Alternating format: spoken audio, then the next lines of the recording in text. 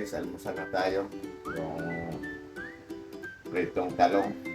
Guys, prepare tayo ng almusal natin. Magprito tayong talong at saka tuyo. Tanggalin na natin itong uod na porsyon ng talong. Prito na natin to guys, yung talong natin. Bilog. Oh, Sarap wow! sa almusal to kasi ito na guys, oh. Saglit lang naman prituhin ng talong eh. Guys, luto na yung talong natin na prito.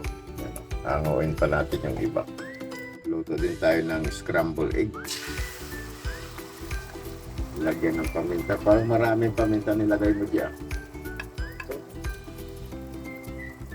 Sarap na. Yung ulam namin ngayon sa almusal, pritong talong, scrambled egg, tsaka danggit. Yan. Luto din tayo ng danggit.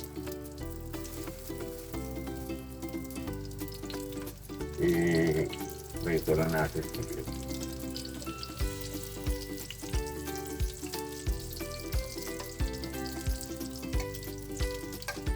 Ito. Perfect.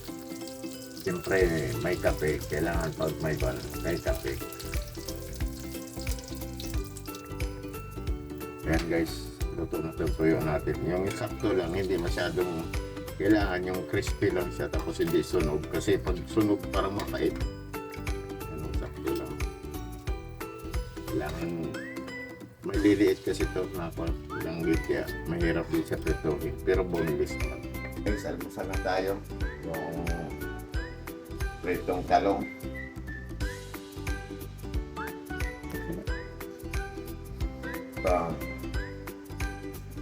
Scrambled egg.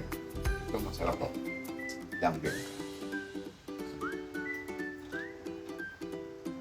Bundig ka pa. Sarap ng suka. Siyempre yung kape hindi mawala yan pag almusal. Sarap nito. Perfect. Siyempre yung almusal pero nakakapusog.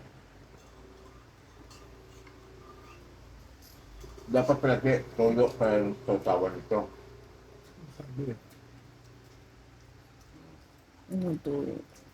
Ngayon suka tuloy. Hindi nakakuha ang todo. Tapos kunting rice lang.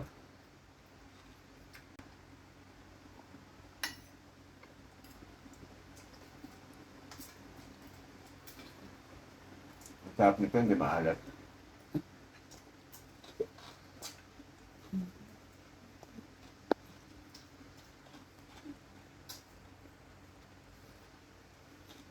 Guys, bye-bye. Salamat po.